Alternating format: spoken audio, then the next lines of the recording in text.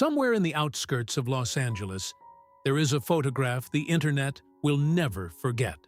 A recreational vehicle parked in a lot in Ventura County. Inside it, a 51-year-old woman, 5 children, and a past that includes one of the most expensive addresses in California. This woman grew up in a mansion with 123 rooms, with a bowling alley, with a room dedicated exclusively to wrapping gifts, with a permanent staff whose sole purpose was to maintain the world her father had built. Her father was Tori Spelling, the man who produced more hours of American television than any other single human being in the history of the medium. Dynasty, Charlie's Angels, Beverly Hills, 90210. An empire estimated at $600 million. What did he leave his daughter? 800,000.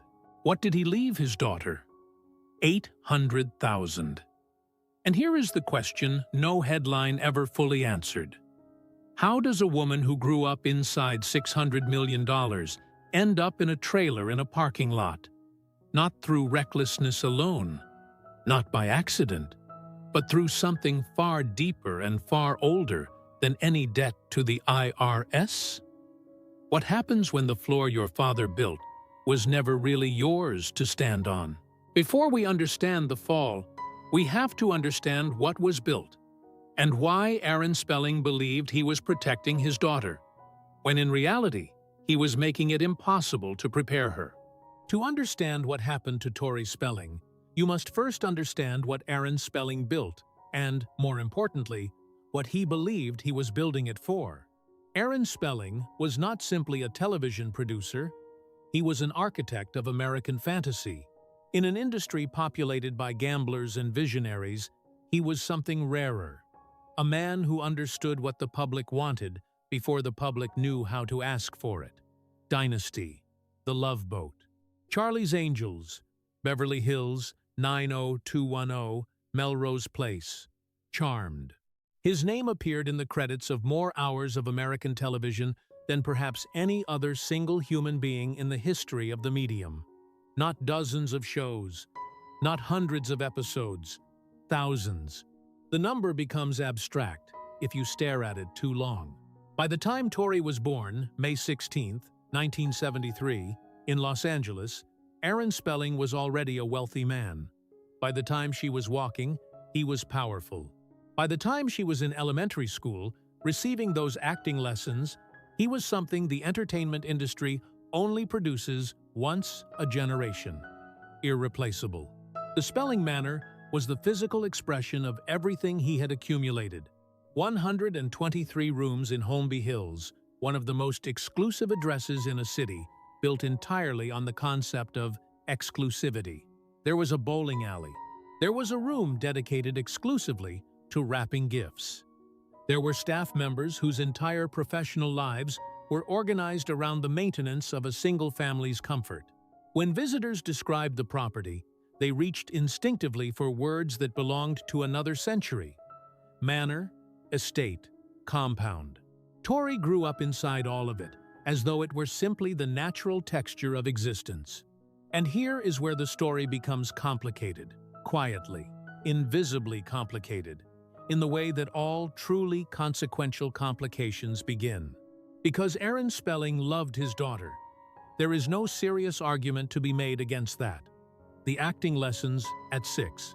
The role on the show, he produced a role that launched her into the cultural consciousness of an entire generation. The access, the protection, the world he constructed around her like a father building walls against weather. But love, expressed through unlimited provision, teaches a particular lesson. Not a cruel lesson, not an intentional one, but a lesson nonetheless. It teaches that the floor will always hold. It teaches that when resources run low, more will materialize. That the gap between wanting and having is something other people navigate, not you. That the name attached to you, the name on the building, the name in the credits, the name that makes rooms go quiet, will always carry weight in the places that matter. What it does not teach cannot teach, is what happens when the man who built the floor is gone. Tori Spelling suffered a severe stroke in April of 2006. He died on June 23rd of that same year.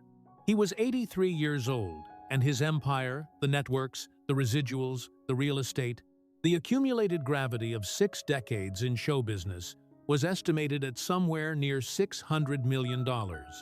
Tori received $800,000. Her brother Randy received $800,000. The rest went to their mother, Tori Spelling. Pause on that number for a moment. Not because $800,000 is a small sum in any ordinary context. It is not. But because of the ratio, because of what it represents against the backdrop of $600 million. Because of what it says, implicitly and without appeal, about what Tori Spelling believed his children needed versus what he believed his wife deserved. Or perhaps, and this interpretation is quieter, darker, and harder to dismiss about what he believed his daughter was capable of managing. There are people who will tell you that Tori Spelling knew exactly what he was doing, that he had watched Tori's relationship with money closely enough, intimately enough, to understand that a larger inheritance would not have saved her, it would simply have extended the runway before the same collision. There are people who say he loved her precisely by limiting what he left her. And there are people who will tell you that a man who built 123 rooms in Holmby Hills and gave his daughter $800,000 was not making a financial calculation. He was making a statement about trust, about judgment, about who, in the end, he believed could be counted upon to steward what he had spent his life creating. The truth, as it almost always does in families, probably contains both and resolves neither. What is not in dispute is what happened next. Tori had earned real money from Beverly Hills. 90210 estimates place her salary over the run of the series somewhere between $5 and $8 million. She had worked, she had built a public identity independent of her father's name, or at least alongside it. She had written books. She had produced reality television. She had done the things a woman in her position does when she is trying to prove to the industry, to the audience, to herself, that she is more than the daughter of the man who gave her the first door. But somewhere in the distance between earning and keeping, between income and stability, between the life she had been raised to inhabit and the financial architecture required to actually sustain it, something had broken down. By 2013, she admitted it publicly. In a memoir that landed with the particular thud of a confession no one fully wanted to hear, she acknowledged that she was broke, that credit cards had become the bridge between her income and her expenses, that the gap was not small. What does it feel like to be the daughter of a $600 million fortune and find yourself unable to pay your bills? Do you think about the bowling alley? Do you think about the gift wrapping room? Do you think about the $800,000 that ran out and the $600 million that did not come and try to locate? Somewhere in that arithmetic, the place where your life diverged from the life you were supposed to have?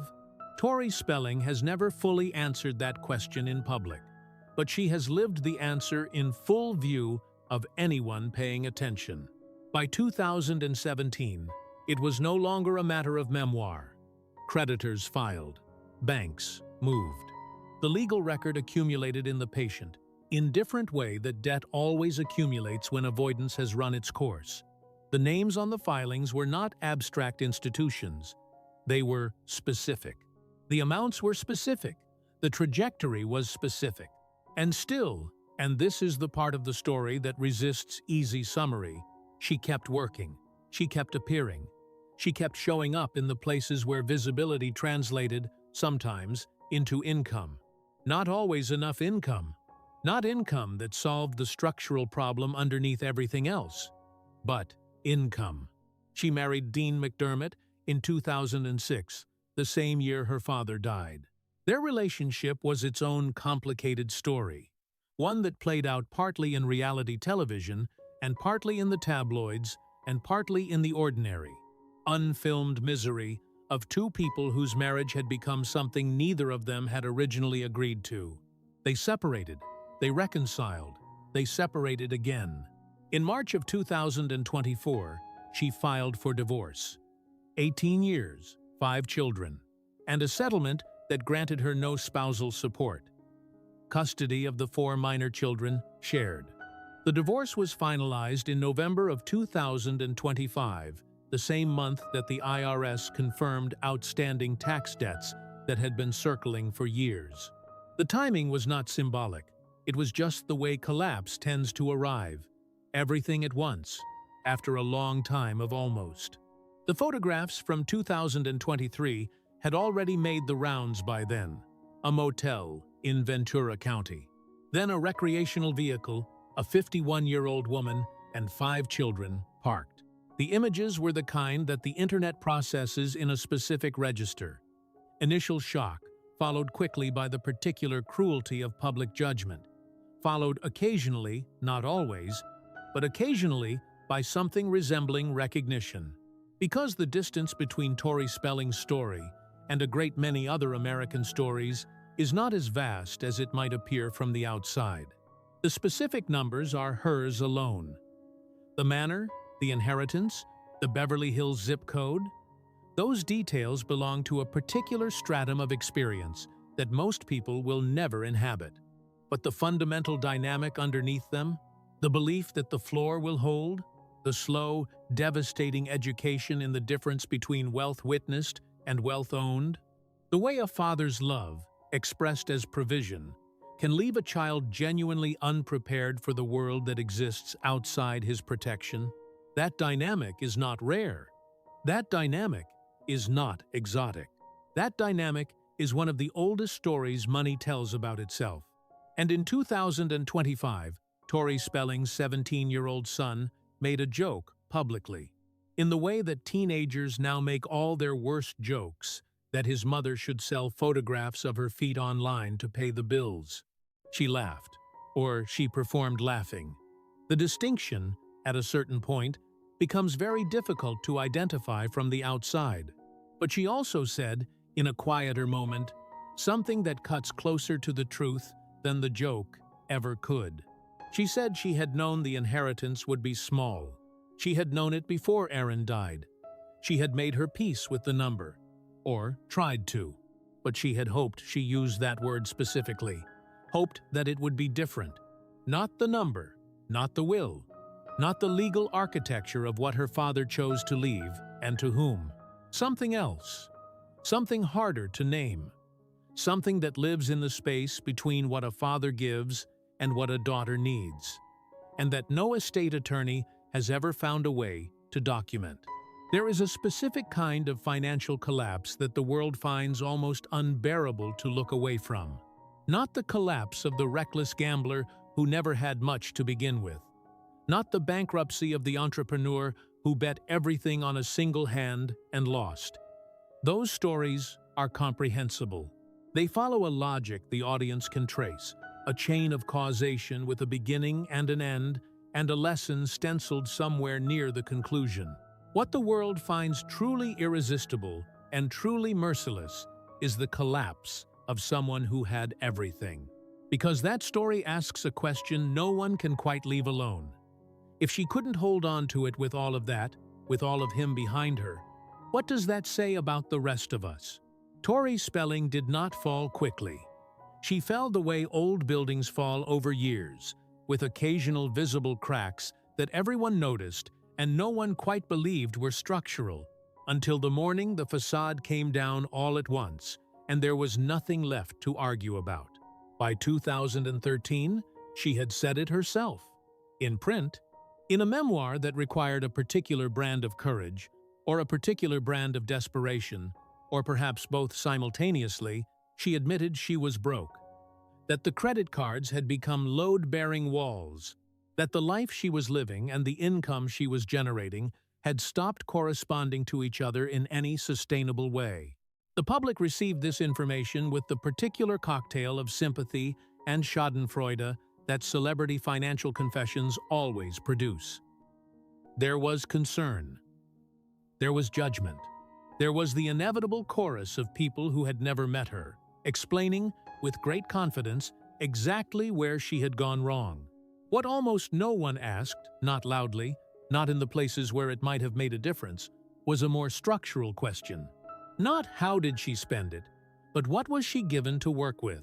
The answer to that question requires looking at two numbers side by side and holding them there long enough to feel the full weight of the distance between them. $600 million.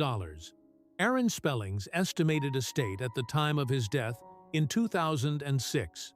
The accumulated product of a career that had literally defined American television for 4 decades. The fortune that bore his name, that the manor in Holmby Hills expressed in brick and mortar, that the gift wrapping room and the bowling alley and the permanent staff all confirmed, day after day, as the natural context of life. $800,000. What he left, Tori. That distance between 600 million and 800,000 is not merely financial, it is psychological, it is architectural. It is the distance between the world Tori Spelling was raised inside and the world she was actually left to navigate alone. Can you imagine growing up in that manner and then receiving that number? Can you imagine the specific vertigo of inheriting a fraction of what you watched being built year after year as the ordinary background of your childhood? She had earnings of her own, of course. Beverly Hills, 90210, had run from 1990 to 2000. A decade on one of the most watched shows in American television history, a show, it bears repeating, that her own father produced. Her salary over that run is estimated at somewhere between $5 and $8 million. Real money. Serious money, by any ordinary measure. But here is where the architecture of the collapse reveals itself most clearly. The money Tori Spelling earned was real. The life Tori Spelling learned to inhabit was something else entirely. The two had never been designed to correspond. She had been raised in the Spelling manor. 123 rooms, a staff, a bowling alley. Not as a luxury she was aware of as extraordinary, but as the ordinary texture of existence. As the baseline. As the answer to the question, what does a home feel like? When you are raised inside that answer, you do not learn to ask the question differently. You do not learn to calibrate.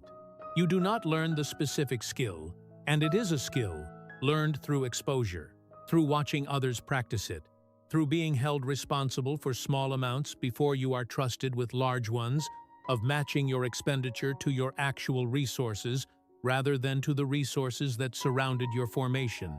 This is not a moral failure, it is a design flaw. One that Aaron Spelling, whatever his intentions, built directly into his daughter's education. By 2017, the design flaw had become a matter of public record. Creditors filed, multiple creditors, specific amounts, specific institutions. The legal system, which has no interest in narrative, or in the emotional logic of inheritance, or in the distance between 600 million and 800,000. The legal system simply noted that debts existed, that they had not been paid, and that the process of collection would now proceed.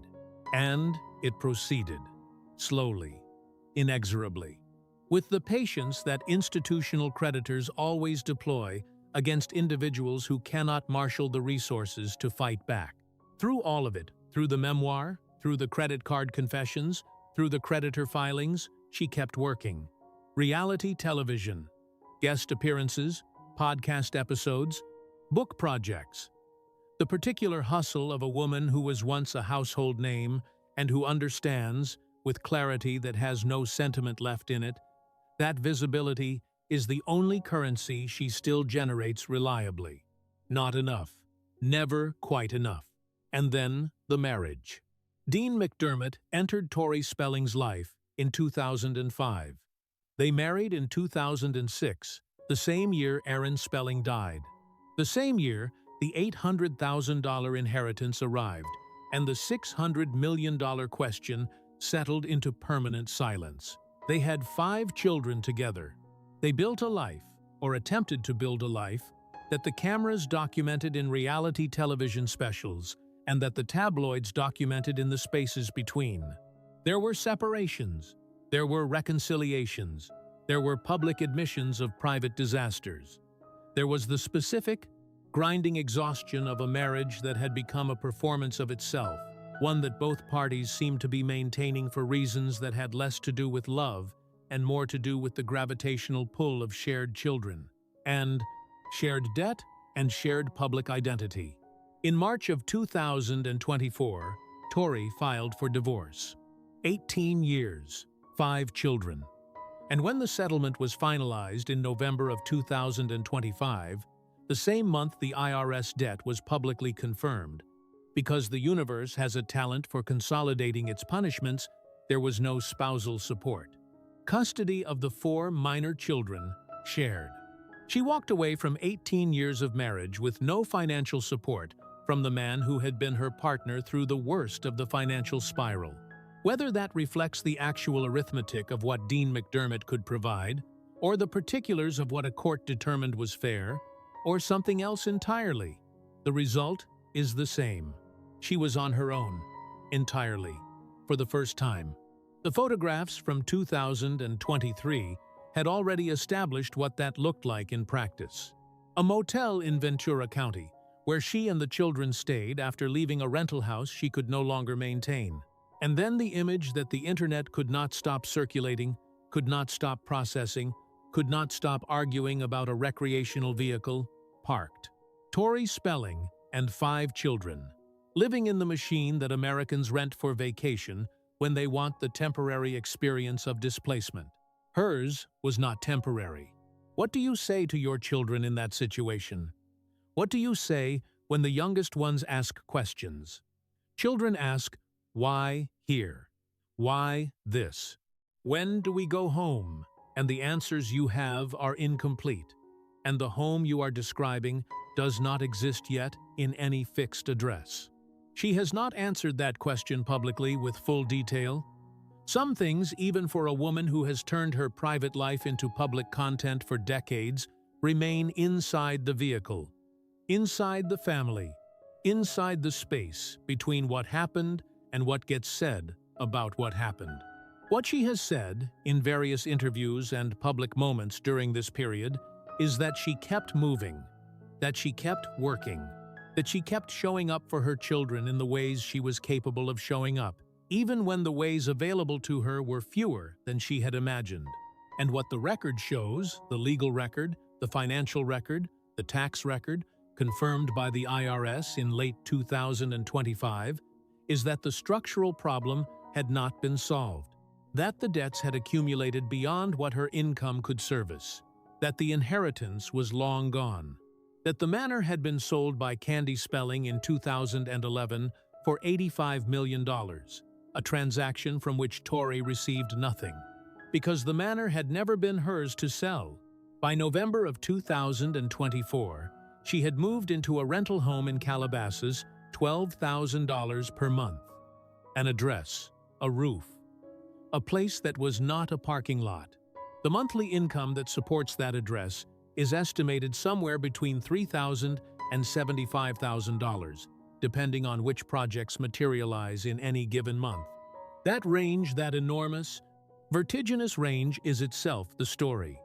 Not a salary, not a structure, a variable. A monthly negotiation between what she can generate and what the world in which she is trying to raise 5 children actually costs. Her son, 17 years old, which is an age at which cruelty and humor are difficult to separate, cleanly made a joke on social media. His mother should sell photographs of her feet online, he said, to pay the bills. The internet laughed. Some people cringed. Most people did a little of both. Tori Spelling addressed it publicly. She said she had seen the joke. She said she was not angry. And then she said something that deserves more attention than the joke that preceded it. She said she had known, before her father died, that the inheritance would be limited. She had made her peace with it, or tried to. She had told herself the number was what it was, and she would work with what she had. But she had hoped, she used that word, that it would be different. Not more money necessarily, not a different number in the will. Something harder to name. Something in the category of being seen clearly by the man who built the palace, who paid for the acting lessons, who put her on his show and found worthy of a different kind of trust. What does it cost a person to hold that hope for decades? To carry it through a decade on a hit television show, through a marriage, through 5 children, through mounting debt and creditor filings and motel rooms and recreational vehicles, still carrying the original question underneath all of it? Did he know what he was leaving me to face? And if he knew, did he believe I could handle it? There is no answer. There will never be an answer. Aaron Spelling is gone, and the will is what it is, and the $600 million estate passed in the direction it passed, and the $800,000 ran out, and the motel is a fact of public record, and the recreational vehicle is a photograph that will exist permanently in the archive of American celebrity. What remains is the woman inside the story. 51 years old, 5 children, a rental in Calabasas, an IRS debt. A divorce finalized on the same November that the tax story broke, because even the timing had no mercy left. And a mother who has said, in various ways, that she is not done, who appears at events and accepts work and stays visible, because visibility, for her, is not vanity, it is oxygen. It is the thing that converts, sometimes, into the rent check that keeps the Calabasas address from becoming another parking lot. She is working. She is fighting. She is doing the thing that daughters of great men so often have to do, learning, late, in public, without a net. How to survive in a world that her father never actually prepared her for. Even though preparing her was what he spent his life believing he was doing, there is a photograph. It exists in the permanent archive now, the kind of image the internet never forgets, never forgives, and never fully understands. A recreational vehicle parked in a lot in Ventura County, and inside it, Tori Spelling, 51 years old, 5 children. The daughter of the man who built 123 rooms in Holmby Hills, sleeping in a machine designed for people who are temporarily between places. She was permanently between places. And the world, with the specific, merciless appetite the world reserves for people who fall from heights it could never reach, watched and judged and clicked. But here is the question that the clicking never quite reached. What does it mean to inherit a palace and be left unprepared to live anywhere else? Tori Spelling did not fail because she was careless, though carelessness was part of it. She did not fail because she was spoiled, though the Spelling manner made spoiling almost structurally inevitable. She did not fail because she lacked talent, because the decade she spent on Beverly Hills, 90210, the decade she built under her own name, not just her father's, proves otherwise. She failed, in the deepest sense, because the floor Aaron Spelling built was so solid, so permanent, so total, that she never learned what standing on her own ground actually required. That is not a scandal. That is a tragedy. And the difference between those two words matters enormously. A scandal implies fault. A tragedy implies forces larger than a single person's choices, forces that were set in motion before she was old enough to understand what was being built around her and what would happen when it was gone. The bowling alley, the gift-wrapping room, the acting lessons at 6, the role on the show, all of it given with love, genuine, enormous, Aaron Spelling love, and none of it accompanied by the one lesson that might have changed the trajectory of everything that followed. This will not always be here, and when it is gone, you will need to know how to stand without it. He never said that. Or if he said it, the walls of the manor absorbed the words before they could land. And so his daughter arrived at 51 at motel rooms and parked vehicles and IRS filings and a divorce settlement with no support, still learning, in real time, in full public view, the lesson her father's love had made it impossible to teach her earlier. What do you do with a grief like that? Not the grief of losing the money, though that grief is real, but the grief of loving the person who left you unprepared. of understanding, late and with painful clarity, that the greatest act of provision in your life was also, in some profound way, the greatest act of deprivation? She has not resolved it. You can hear it in the way she speaks about her father with love that is total and uncomplicated in one breath, and with something quieter and unfinished in the next. The hope she mentioned, the word she chose carefully, hoped that it would be different. Not the money, something else. Something that lived in the architecture of the will in the ratio between 600 million and 800,000 that felt, when she was honest about it, like a verdict, like a final assessment, like a father's last, silent answer to a question she had never quite found the words to ask out loud. "Do you believe I can do this?" The will said what it said.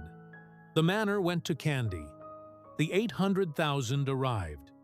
And Aaron Spelling, the man who had built universes for a living, who had shaped the fantasy life of an entire nation, who had given his daughter acting lessons at 6 because he could and because he loved her, was gone.